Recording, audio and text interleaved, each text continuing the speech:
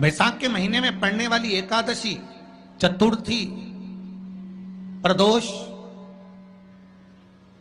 अमावस्या, पूर्णिमा, शिवरात्रि, ये सभी इतनी महत्वपूर्ण क्यों हो जाती है?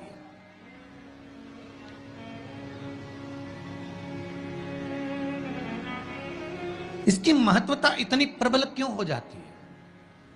किस लिए?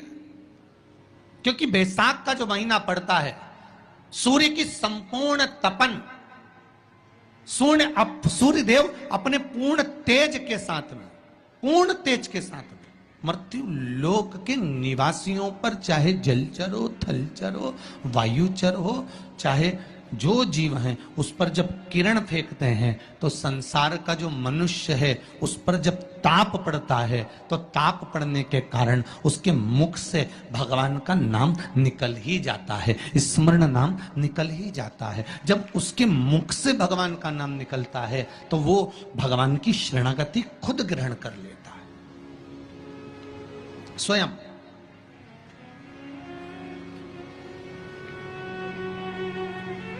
शरणागति ग्रहण कर लेना। बैसाख की पोथी पढ़ते हो आप लोग? आप में से अगर कोई पढ़ता हो बैसाख महीने की पोथी, तो उसमें एक वर्णन आता है।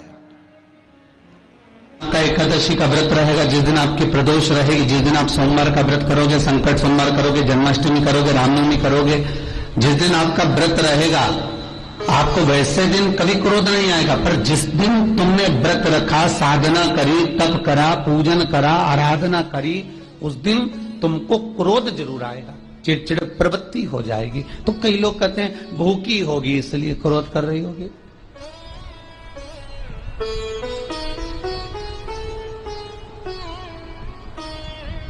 कई लोग कहते हैं कि भूख लग रही होगी इसलिए चिड़चिड़ प्रवृत्ति हो गई होगी। नहीं नहीं भाई, भूख से उसका कोई ताल्लुक नहीं है, क्योंकि रोज कोई जरूरी है कि वो इतना खाती हो कि नहीं खाती हो। कभी कभी तो दिन भर भूखी रह जाए तो भी क्रोध नहीं है। उसका कारण केवल इतना सा है कि उसका जो भजन का तेज पुंज है, उसके भजन का जो तप साधना है, वो इतनी प्रबल हो जाती है कि देवताओं को, इंद्र को बोलना पड़ता है कि इंद्र इसने 16 सोमवार कर लिए, इंद्र इसने मंगलवार कर लिए, इंद्र इसने ये व्रत पूरे कर लिए, और अगर इसके व्रत ये पूरे हो जाएंगे तो वर देने के लिए जाना पड़ेगा।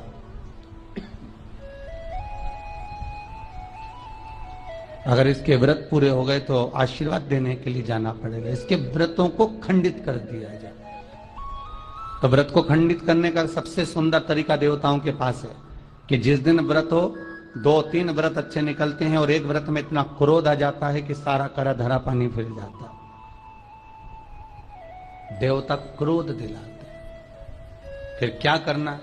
तो शास्त्र कहता है कि जिस दिन आपका व्रत है उस दिन एक काम जरूर करना कि भगवान का मंत्र जाप कर कर, भगवान का स्मरण कर कर, कटोरी में जल लेकर, पात्र में जो जल रखा हो, पूजन पाठ करते समय, स्मरण करते समय वो जल का पान अवश्य करें।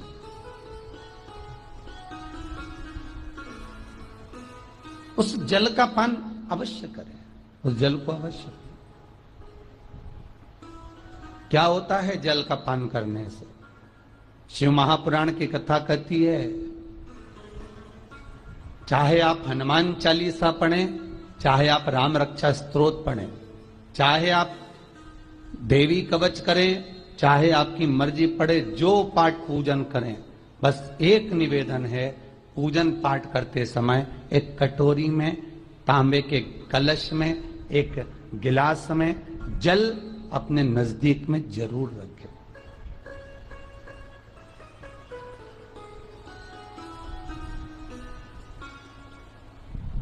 क्या होगा उससे? आप जितना पाठ करेंगे, आप जितना पूजन कर रहे हैं, आप जितनी आराधना कर रहे हैं, आप जितनी साधना कर रहे हैं, आप जितना तप कर रहे हैं, आप जितना हनुमान चालीसा, दुर्गा चालीसा, राम रक्षा स्तोत्र, यमुना अष्टक, गोवर्धन चालीसा, जो भी आप जप रहे हैं, जो भी आप सर्वोत्तम जी का पाठ करें, आप जिस भी पाठ को कर रहे हैं, उस पाठ को करते समय अगर जल तुम्हारे पास में रखा हुआ है तो तुमने जब पाठ किया तो उसका जो तात्विक अंश है वो जल के अंदर जाएगा, और वो जल जब हम ग्रहण करेंगे तो दशमी, ग्यारस और द्वादशी, दशमी, एकादशी और द्वादशी। एकादशी का व्रत, दशमी की रात्रि को जो आप भोजन करें वो सात्विक करें, एकादशी के दिन भोजन ना करें, अन्न का भाग ग्रहण ना करें, अन्न का भाग ग्रहण ना करें।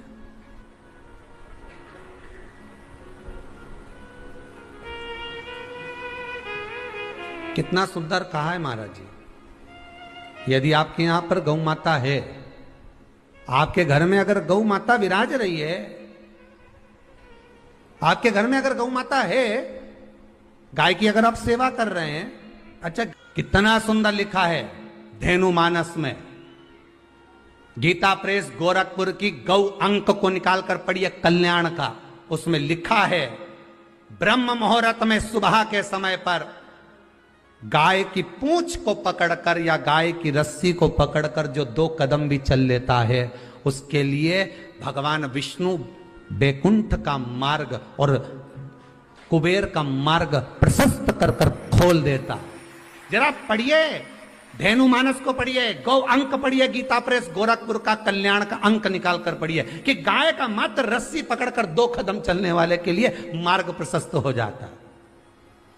एकादशी के दिन अगर आपका व्रत है तो आप भूलवश भी डब्बे में रखी हुई रोटी गाय को ना देते हुए कुछ थोड़ा सा फल, फलहार, कोई केला, कोई सेब, जो आप खाते हो, अंगूर, पपीता, जो आप ग्रहण कर रहे हो, उसका थोड़ा सा भाग आप गाय को प्रदान करो,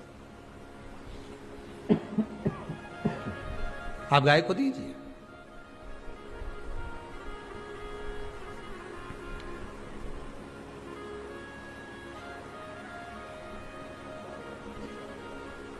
थोड़ा सा भाग आप गौ माता को प्रदान करो, थोड़ा सा।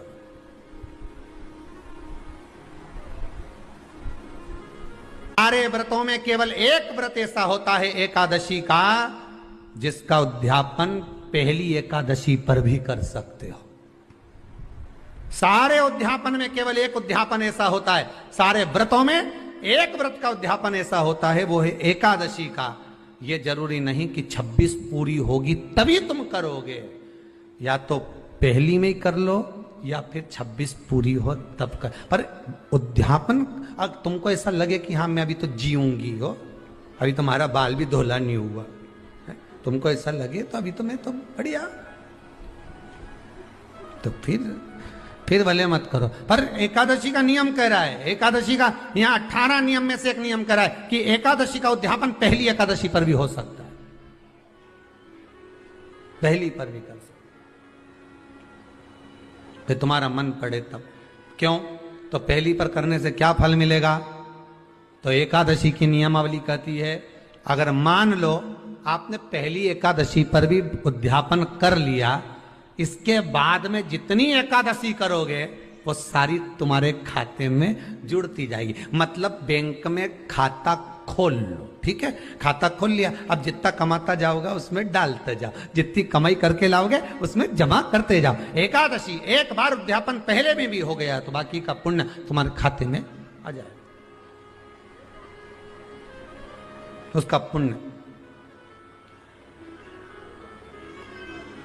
एकादशी का उद्यापन बड़े महीने में माघ शुक्ल एकादशी के दिन, माघ का महीना हो, शुक्ल पक्ष की, जम के बोलिए, एकादशी हो, प्रयास करना कि आप उद्यापन करें, भले 5, 10, 11, 12 जितनी एकादशी हो जाए, 26 हो जाए तो ज़्यादा अच्छी है, नहीं तो आप करें तो माघ महीने की शुक्ल पक्ष की एकादशी के दिन आप उद्यापन करें, प्रयासरत करें, प्रयास। बड़े महीने के अंतर्गत जो उद्यापन, हाँ चतुर्मास के अंतर्गत उद्यापन नहीं होता एकादशी का, बहुत ध्यान दीजिए हमारा। ये जो सावन भादो कुंवर कार्तिक जो 4 महीना होते हैं भगवान के शयन करने के। इसके अंतर्गत एकादशी का उद्यापन नहीं होता और इसके अंतर्गत उद्यापन करना भी नहीं चाहिए एकादशी। महाराज एकादशी का उद्यापन माघ महीने की शुक्ल पक्ष की एकादशी के दिन आप बहुत प्रेम से आनंद के साथ करिए महाराज। परंतु एकादशी के उद्यापन में सबसे ज्यादा अगर कुछ जरूरी होता है तो 24 तरह का नैवेद्य जरूरी होता है। कितने तरह का? 24 तरह का नैवेद्य। अब आप कहोगे गुरुजी उद्यापन हम कर रहे हैं एकादशी का, तो उसमें तो फलहार का हमें नैवेद्य बनाना चाहिए। तो फिर ये पुराण के अंतर्गत स्कंद पुराण में ये चीज लिखी है कि एकादशी का जब उद्यापन करते हैं तो 24 तरह का नैवेद्य बनाकर सिद्ध करते हैं। 24 तरह का नैवेद्य जान रख लेना, का हलवा बना लो, खीर बना लो, पूड़ी बना लो, सब्जी बना लो, पकोड़ा बना लो, भजिया बना लो, ऐसे 24 तरह का नैवेद्य अलग अलग चाहिए। पर लोग क्या करते हैं, खोपरा पाक बनवा लेते हैं 1-2 किलो और 24 जगह रख देते हैं। स्वीकृत नहीं है। 24 तरह का नैवेद्य रखा जाता है। महाराज एकादशी के दिन भगवान का पूजन का पूरी तैयारी कर कर मंडल आदि बनवाकर विद्वान ब्राह्मण को बुलाकर, कर्मकांडी ब्राह्मण को बुलाकर जो भगवत सेवा में एकादशी का उद्यापन कराए, उन ब्राह्मण के चरणों को नमन कर कर, प्रणाम कर कर एकादशी का पूजन करवाइए और उस मंडल की पूजन कराकर हवन द्वादशी को कराइए। एकादशी को हवन नहीं। एकादशी के उद्यापन का जो हवन होता है वो द्वादशी को।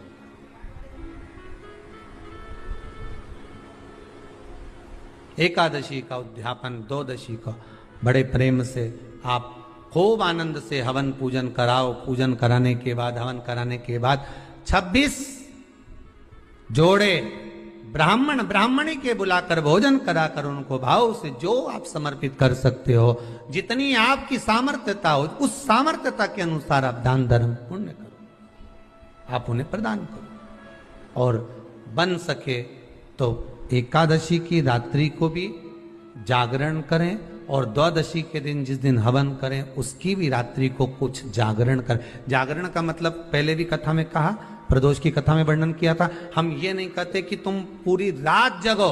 हमारा तो निवेदन है 15 मिनट का करो, आधे घंटे का करो, 20 मिनट का करो, पर रात्रि के समय थोड़ी देर अगर एकादशी का उद्यापन कर रहे हो तो जागरण थोड़ी सी देर अवश्य करें। नहीं कर सकते अकेले बैठकर राम नाम जप ले, भजन कर ले, पर करो। कि नारी के मुख से अगर एक बार निकल जाए कि मेरी जिंदगी तुमसे विवाह कर कर बेकार हो गई, उस समय नारी का साथित्व समाप्त हो जाता है। इसलिए माताओं आपसे निवेदन है, जिंदगी में सारी लड़ाई लड़ना, सब कुछ बोलना, पर अपने पति से यह मत कहना कि तुमसे विवाह कर कर मेरी जिंदगी बेकार हो गई।